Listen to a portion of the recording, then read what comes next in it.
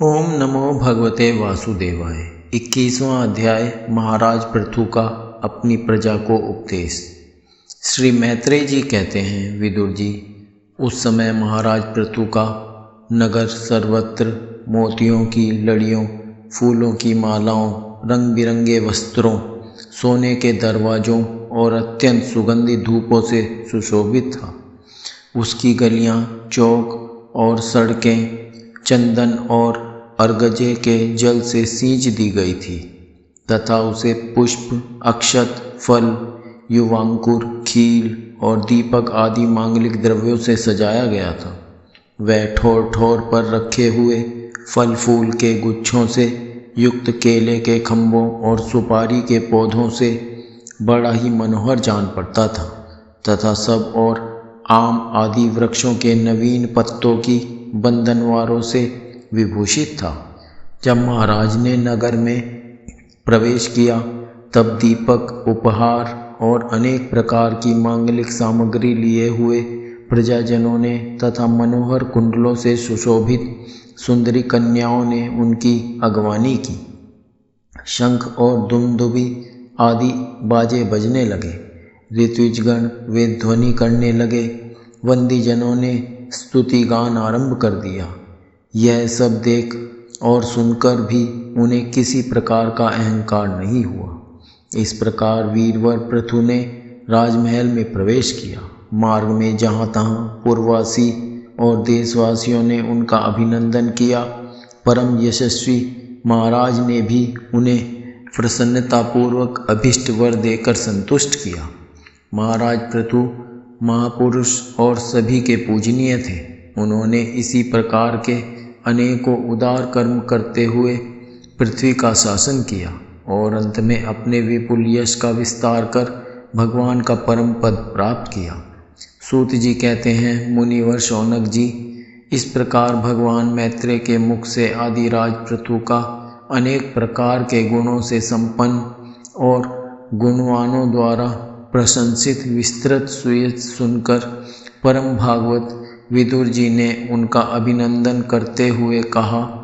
विदुर जी बोले, ब्राह्मणों ने पृथु का अभिषेक किया।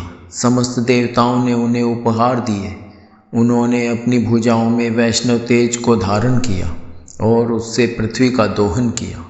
उनके उस पराक्रम के उच्छिष्ट रूप विषय भोगों से ही आज भी संपूर्ण राजा तथा लोकपालों के सहित समस्त लोग इच्छानुसार जीवन निर्वाह करते हैं। भला ऐसा कौन समझदार होगा जो उनकी पवित्र कीर्ति सुनना न चाहेगा। अतः अभी आप मुझे उनके कुछ और भी पवित्र चरित्र सुनाइए। श्री मैत्रेय जी ने कहा, साधु श्रेष्ठ विदुर जी, महाराज पृथु गंगा और यमुना के मध्यवर्ती देश में निवास कर अपने पुण्य कर्मों के क्षय की इच्छा से प्रारब्धवश प्राप्त हुए भोगों को ही भोगते थे। ब्राह्मण वंश और भगवान के संबंधी विष्णु भक्तों को छोड़कर उनका सातों द्वीपों के सभी पुरुषों पर अखंड एवं अबाध शासन था। एक बार उन्होंने एक महासत्र की दीक्षा ली। उस समय वहाँ देवताओं, ब्रह्म ऋषियों और राज ऋषियों का बहुत बड़ा समाज एकत्र हुआ। उस समाज में महाराज पृथु ने उन पूजनीय अतिथियों का यथा योग्य सत्कार किया और फिर उस सभा में नक्षत्र मंडल में चंद्रमा के समान खड़े हो गए। उनका शरीर ऊंचा, भुजाएं भरी और विशाल, रंग गोरा, नेत्र कमल के समान सुंदर और अरुण वर्ण, नासिका सुघड़, मुख मनोहर, स्वरूप सौम्य, कंधे ऊंचे और मुस्कान से युक्त दंत पंक्ति सुंदर थी। उनकी छाती चौड़ी, कमर का पिछला भाग स्थूल और उदर पीपल के पत्ते के समान सुडौल तथा बल पड़े हुए होने से और भी सुंदर जान पड़ता था। नाभि भंवर के समान गंभीर थी, शरीर तेजस्वी था, जंघाएं सुवर्ण के समान देदीप्यमान थी तथा पैरों के पंजे उभरे हुए थे। उनके बाल बारीक, घुंघराले, काले और चिकने थे। गर्दन शंख के समान उतार चढ़ाव वाली तथा रेखाओं से युक्त थी और वे उत्तम बहुमूल्य धोती पहने और वैसी ही चादर ओढ़े थे। दीक्षा के नियमानुसार उन्होंने समस्त आभूषण उतार दिए थे। इसी से उनके शरीर के अंग प्रत्यंग की शोभा अपने स्वाभाविक रूप में स्पष्ट झलक रही थी। वे शरीर पर कृष्णमृग का चर्म और हाथों में कुशा धारण किए हुए थे। इससे उनके शरीर की कांति और भी बढ़ गई थी। वे अपने सारे नित्य कृत्य यथाविधि संपन्न कर चुके थे। राजा पृथु ने मानो सारी सभा को हर्ष से सराबोर करते हुए अपने शीतल एवं स्नेहपूर्ण नेत्रों से चारों ओर देखा और फिर अपना भाषण प्रारंभ किया। उनका भाषण अत्यंत सुंदर, विचित्र पदों से युक्त, स्पष्ट, मधुर, गंभीर एवं निशंसक था। मानो उस समय वे सबका उपकार करने के लिए अपने अनुभव का ही अनुवाद कर रहे हों। राजा पृथु ने कहा, सज्जनों, आपका कल्याण हो। आप महानुभाव जो यहाँ पधारे हैं, मेरी प्रार्थना सुने। जिज्ञासु पुरुषों को चाहिए कि संत समाज में अपने निश्चय का निवेदन करें। इस लोक में मुझे प्रजाजनों का शासन, उनकी रक्षा, उनकी आजीविका का प्रबंध तथा उन्हें अलग अलग अपनी मर्यादा में रखने के लिए राजा बनाया गया है। अतः इनका यथावत पालन करने से मुझे उन्हीं मनोरथ पूर्ण करने वाले लोकों की प्राप्ति होनी चाहिए जो वेदवादी मुनियों के मतानुसार संपूर्ण कर्मों के साक्षी श्री हरि के प्रसन्न होने पर मिलते हैं। जो राजा प्रजा को धर्म मार्ग की शिक्षा न देकर केवल उससे कर वसूल करने में लगा रहता है, वह केवल प्रजा के पाप का ही भागी होता है और अपने ऐश्वर्य से हाथ धो बैठता है। अतः प्रिय प्रजाजन, अपने इस राजा का परलोक में हित करने के लिए आप लोग परस्पर दोष दृष्टि छोड़कर हृदय से भगवान को याद रखते हुए अपने अपने कर्तव्य का पालन करते रहिए, क्योंकि आपका स्वार्थ भी इसी में है और इस प्रकार मुझ पर भी आपका बड़ा अनुग्रह होगा। विशुद्ध चित्त देवता, पितर और महर्षिगण, आप भी मेरी इस प्रार्थना का अनुमोदन कीजिए, क्योंकि कोई भी कर्म हो, मरने के अनंतर उसके कर्ता, उपदेष्टा और समर्थक को उसका समान फल मिलता है। माननीय सज्जनों, किन्हीं श्रेष्ठ महानुभावों के मत में तो कर्मों का फल देने वाले भगवान यज्ञपति ही हैं, क्योंकि इहलोक और परलोक दोनों ही जगह कोई कोई शरीर बड़े तेजोमय देखे जाते हैं। मनु, उत्तानपाद, महीपति ध्रुव, राजऋषि प्रियव्रत, हमारे दादा अंग तथा ब्रह्मा, शिव, प्रहलाद, बलि और इसी कोटि के अन्य अन्य महानुभावों के मत में तो धर्म, अर्थ, काम, मोक्ष रूप चतुर्वर्ग तथा स्वर्ग और अपवर्ग के स्वाधीन नियामक कर्म फलदाता रूप से भगवान गदाधर की आवश्यकता है ही। इस विषय में तो केवल मृत्यु के दोहित्र, वेन आदि कुछ शोचनीय और धर्म विमूढ़ लोगों का ही मतभेद है। अतः उसका कोई विशेष महत्व नहीं हो सकता। जिनके चरण कमलों की सेवा के लिए निरंतर बढ़ने वाली अभिलाषा उन्हीं के चरण नख से निकली हुई गंगा जी के समान संसार ताप से संतप्त जीवों के समस्त जन्मों के संचित मनोबल मल को तत्काल नष्ट कर देती है। जिनके चरण तल का आश्रय लेने वाला पुरुष सब प्रकार के मानसिक दोषों को धो डालता तथा वैराग्य और तत्व साक्षात्कार रूप बल पाकर फिर इस दुख में संसार चक्र में नहीं पड़ता, और जिनके चरण कमल सब प्रकार की कामनाओं को पूर्ण करने वाले हैं, उन प्रभु को आप लोग अपनी अपनी आजीविका के उपयोगी वर्णाश्रमोचित अध्यापन आदि कर्मों तथा ध्यान, स्तुति, पूजा आदि मानसिक, वाचिक एवं शारीरिक क्रियाओं के द्वारा भजें।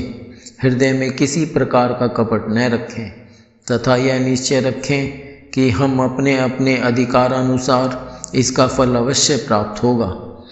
भगवान स्वरूपतः विशुद्ध विज्ञान धन और समस्त विशेषणों से रहित हैं, किंतु इस कर्म मार्ग में जौ, चावल आदि विविध द्रव्य, शुक्लादि गुण, अवधात कूटना आदि क्रिया एवं मंत्रों के द्वारा और अर्थ, आशय, संकल्प, लिंग पदार्थ, शक्ति तथा ज्योतिष्टोम आदि नामों से संपन्न होने वाले अनेक विशेषण युक्त यज्ञ के रूप में प्रकाशित होते हैं।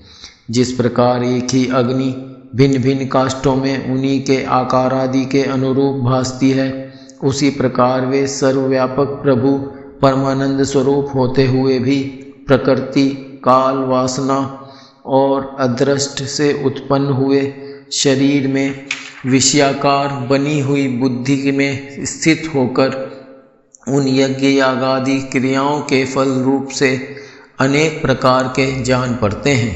अहो, इस पृथ्वी तल पर मेरे जो प्रजाजन यज्ञ भोक्ताओं के अधीश्वर सर्वगुरु श्री हरि का एकनिष्ठ भाव से अपने अपने धर्मों के द्वारा निरंतर पूजन करते हैं, वे मुझ पर बड़ी कृपा करते हैं। सहनशीलता, तपस्या और ज्ञान, इन विशिष्ट विभूतियों के कारण वैष्णव और ब्राह्मणों के वंश स्वभावतः ही उज्जवल होते हैं। उन पर राजकुल का तेज, धन, ऐश्वर्य आदि समृद्धियों के कारण अपना प्रभाव न डालें। ब्रह्मादि समस्त महापुरुषों में अग्रगण्य ब्राह्मण भक्त पुराण पुरुष श्रीहरि ने भी निरंतर इन्हीं के चरणों की वंदना करके अविचल लक्ष्मी और संसार को पवित्र करने वाली कीर्ति प्राप्त की है। आप लोग भगवान के लोक संग्रह रूप धर्म का पालन करने वाले हैं तथा सर्वांतर्यामी स्वयं प्रकाश ब्राह्मण प्रिय श्री हरि विप्रवंश की सेवा करने से ही परम संतुष्ट होते हैं। अतः आप सभी को सब प्रकार से विनय पूर्वक ब्राह्मण कुल की सेवा करनी चाहिए। इनकी नित्य सेवा करने से शीघ्र ही चित्त शुद्ध हो जाने के कारण मनुष्य स्वयं ही ज्ञान और अभ्यास आदि के बिना ही परम शांति रूप मोक्ष प्राप्त कर लेता है। अतः लोक में इन ब्राह्मणों से बढ़कर दूसरा कौन है जो हविष्य भोजी देवताओं का मुख हो सके। उपनिषदों के ज्ञान परक वचन एकमात्र जिनमें ही गतार्थ होते हैं, वे भगवान अनंत इंद्रादि यज्ञीय देवताओं के नाम से तत्वज्ञानियों द्वारा ब्राह्मणों के मुख में श्रद्धापूर्वक हवन किए हुए पदार्थ को जैसे चाव से ग्रहण करते हैं, वैसे चेतना शून्य अग्नि में होमे हुए द्रव्य को नहीं ग्रहण करते। सभ्यगण जिस प्रकार स्वच्छ दर्पण में प्रतिबिंब का भान होता है, उसी प्रकार जिससे इस संपूर्ण प्रपंच का ठीक ठीक ज्ञान होता है तथा नित्य शुद्ध और सनातन ब्रह्म वेद को जो परमार्थ तत्व की उपलब्धि के लिए श्रद्धा, तप, मंगलमय आचरण, स्वाध्याय विरोधी वार्तालाप के त्याग तथा संयम और समाधि के अभ्यास द्वारा धारण करते हैं, उन ब्राह्मणों के चरण कमलों की धूलि को मैं आयु पर्यंत अपने मुकुट पर धारण करूं, क्योंकि उसे सर्वदा सिर पर चढ़ाते रहने से मनुष्य के सारे पाप तत्काल नष्ट हो जाते हैं और संपूर्ण गुण उसकी सेवा करने लगते हैं। उस गुणवान, शील संपन्न, कृतज्ञ और गुरुजनों की सेवा करने वाले पुरुष के पास सारी संपदाएं अपने आप आ जाती हैं। अतः मेरी तो यही अभिलाषा है कि ब्राह्मण कुल, गोवंश और भक्तों के सहित श्री भगवान मुझ पर सदा प्रसन्न रहे। श्री मैत्रेय जी कहते हैं, महाराज पृथु का वह यह भाषण सुनकर देवता, पितर और ब्राह्मण आदि सभी साधुजन बड़े प्रसन्न हुए और साधु साधु यों कहकर उनकी प्रशंसा करने लगे। उन्होंने कहा, पुत्र के द्वारा पिता पुण्य लोकों को प्राप्त कर लेता है, यह श्रुति यथार्थ है। पापी वेन ब्राह्मणों के शाप से मारा गया था, फिर भी इनके पुण्य बल से उसका नरक से निस्तार हो गया। इसी प्रकार हिरण्यकशिपु भी भगवान की निंदा करने के कारण नरकों में गिरने वाला ही था कि वह अपने पुत्र प्रहलाद के प्रभाव से उन्हें पार कर गया। वीरवर पृथु जी, आप तो पृथ्वी के पिता ही हैं और सब लोगों के एकमात्र स्वामी श्री हरि में भी आपकी ऐसी अविचल भक्ति है, इसलिए आप अनंत वर्षों तक जीवित रहें। आपका सुयश बड़ा पवित्र है। आप उदार कीर्ति, ब्राह्मण देव श्री हरि की कथाओं का प्रचार करते हैं। हमारा बड़ा सौभाग्य है, आज आपको अपने स्वामी के रूप में पाकर हम अपने को भगवान के ही राज्य में समझते हैं। स्वामिन, अपने आश्रितों को इस प्रकार का श्रेष्ठ उपदेश देना आपके लिए कोई आश्चर्य की बात नहीं है, क्योंकि अपनी प्रजा के ऊपर प्रेम रखना तो करुणा में महापुरुषों का स्वभाव ही होता है। हम लोग प्रारब्धवश विवेकहीन होकर संसारारण्य में भटक रहे हैं। सो प्रभु, आज आपने हमें इस अज्ञान अंधकार के पार पहुंचा दिया है। आप शुद्ध सत्व में परम पुरुष हैं, जो ब्राह्मण जाति में प्रविष्ट होकर क्षत्रियों की और क्षत्रिय जाति में प्रविष्ट होकर ब्राह्मणों की तथा दोनों जातियों में प्रतिष्ठित होकर सारे जगत की रक्षा करते हैं। हमारा आपको नमस्कार है।